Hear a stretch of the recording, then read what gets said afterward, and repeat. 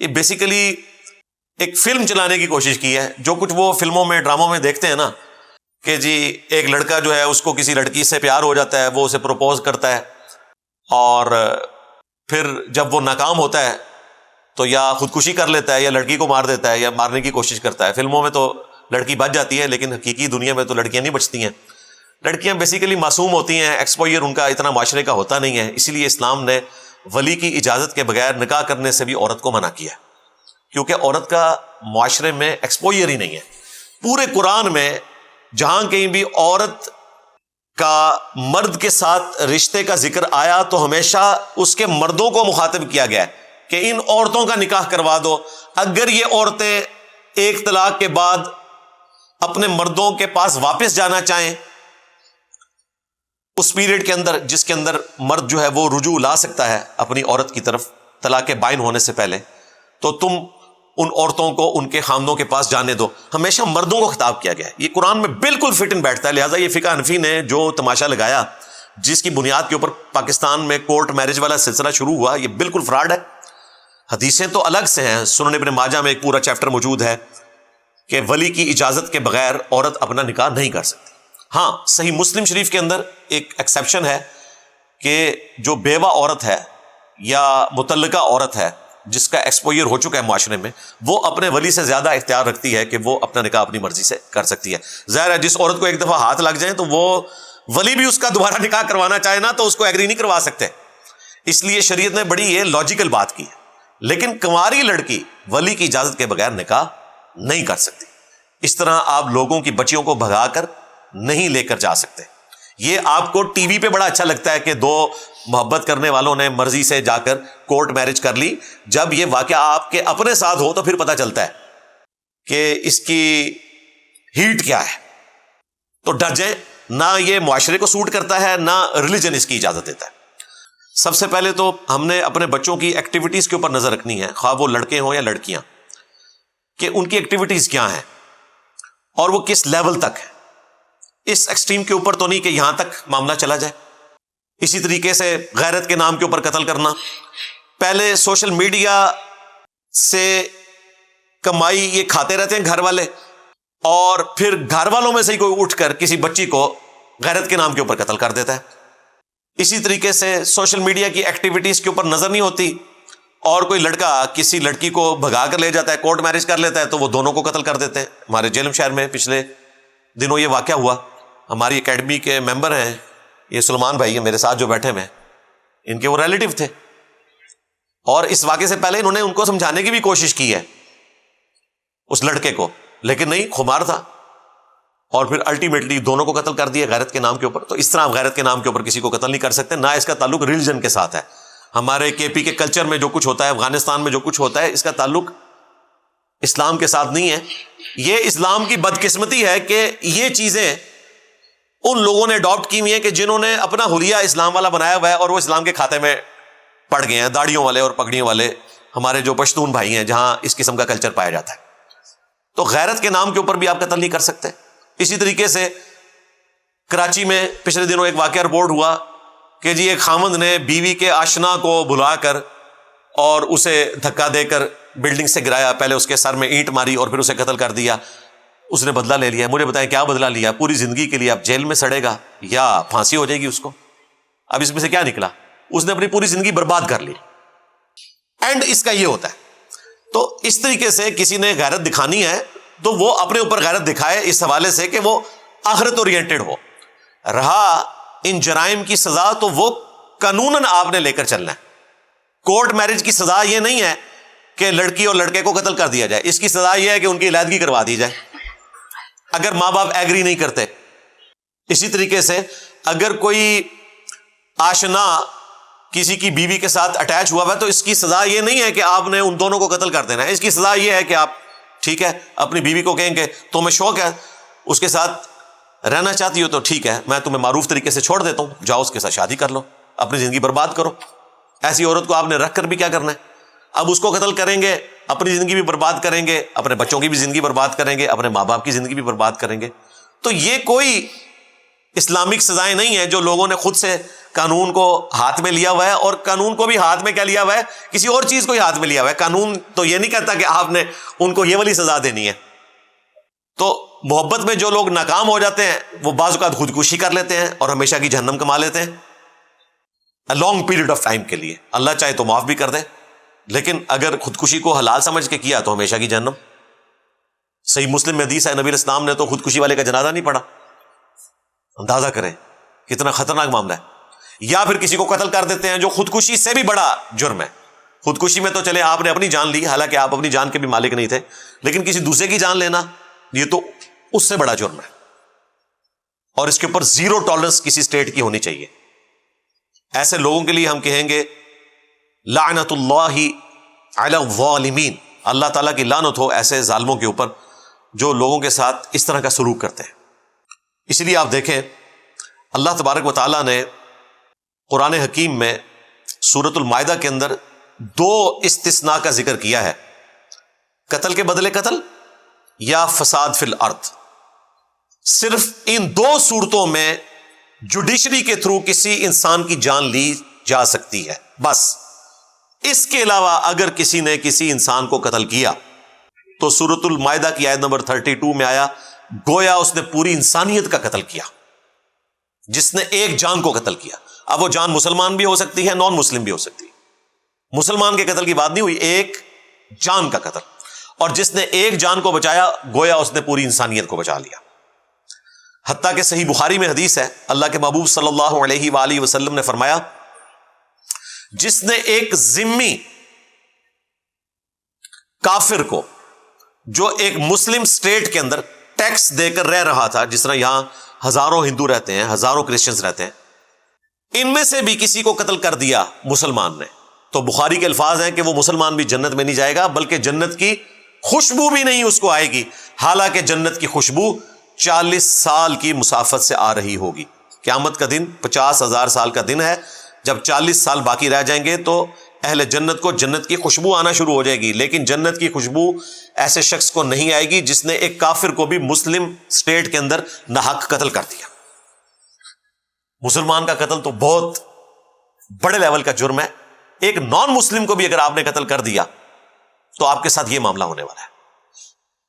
رہا مسلمان کا قتل تو جامعہ ترمذی میں ایک حدیث ہے، اس کی سند پہ اختلاف ہے، لیکن اس کو سپورٹیو سیدنا عمر کا قول ہے صحیح بخاری کے اندر کہ اگر زمین و آسمان کی تمام مخلوقات مل کر صرف ایک مسلمان کو قتل کرتے تو اللہ تبارک و تعالی پوری کائنات کو جہنم میں پھینک دے گا ایک مسلمان کے قتل کے بدلے میں. یہ حدیث کے الفاظ ہیں. یہ حدیث اپنی سند میں کمزور ہے، بعض کے نزدیک حسن درجے کی ہے، لیکن اس کو سپورٹیو صحیح بخاری میں حضرت عمر کا قول ہے. ان کے دور خلافت میں ایک گاؤں تھا صنعاء، وہاں پر رہنے والے چند لوگوں نے، الموطا امام مالک میں پوری تفصیل آتی ہے، 5 یا 7 لوگ تھے وہ، انہوں نے ایک مسلمان کو قتل کیا. تو سیدنا عمر نے ان 5 لوگوں کو قتل کروا دیا اور فرمایا کہ اگر پورا گاؤں بھی اس ایک مسلمان کے قتل میں شریک ہوتا تو میں پورے گاؤں کو قتل کروا دیتا اس کے بدلے میں. یہ مسلمانوں کے گاؤں کی بات ہو رہی ہے، نان مسلم کی نہیں، مسلمانوں کے، ایک مسلمان کے قتل کے بدلے میں.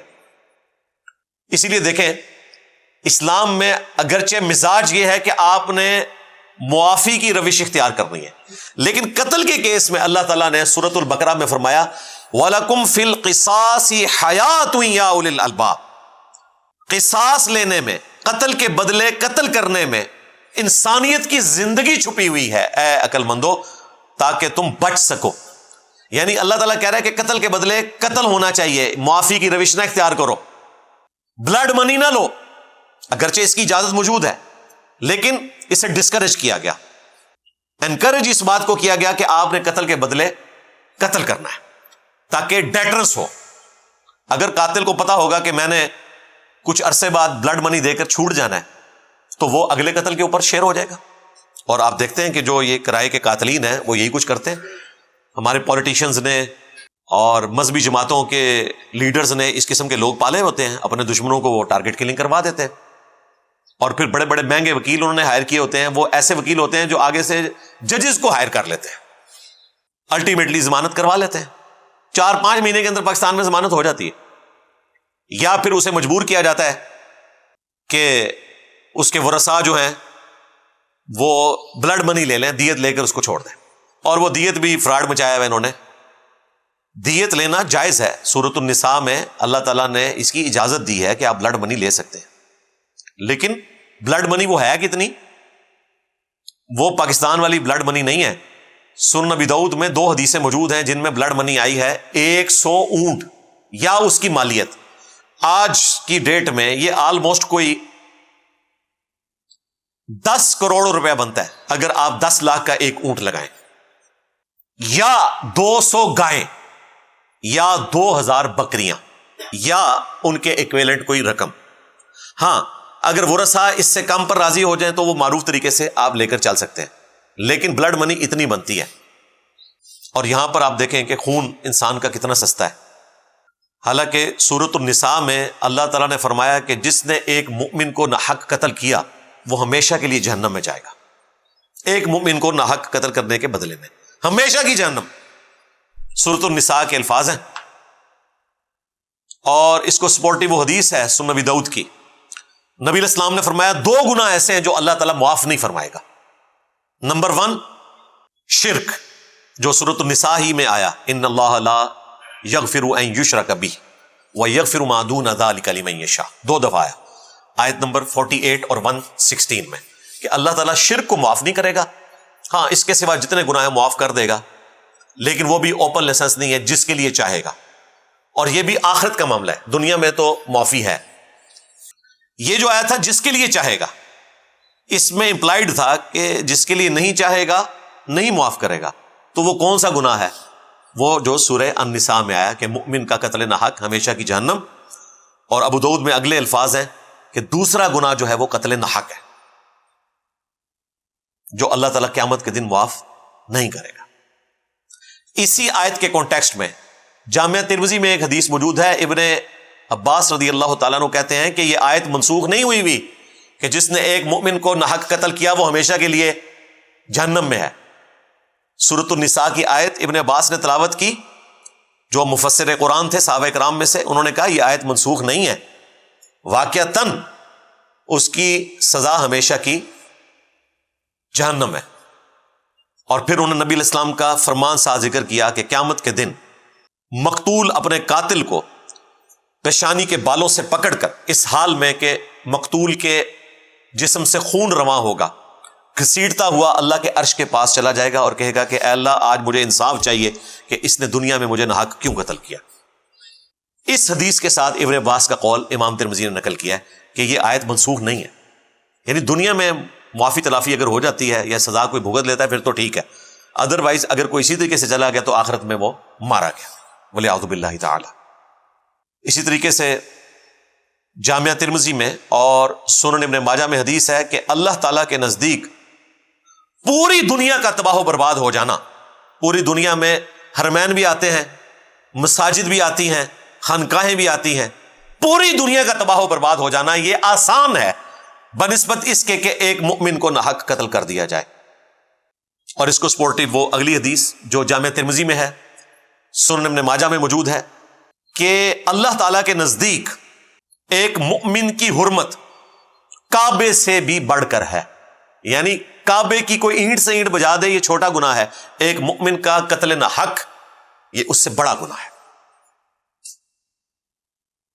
پھر جامعہ ترمذی میں اور سنن ابن ماجہ میں وہ حدیث موجود ہے جو میں بیان کر چکا کہ قیامت کے دن مقتول اپنے قاتل کو پیشانی کے بالوں سے گھسیٹتا ہوا اللہ کے عرش کے پاس پہنچ جائے گا اور کہے گا اے اللہ آج مجھے بدلہ چاہیے، اس حال میں کہ اس کی رگوں سے خون بہ رہا ہوگا۔ اب مجھے بتائیں جب اس حالت میں کوئی اللہ سے ریکویسٹ کرے گا تو پھر اس کی سنوائی نہیں ہوگی؟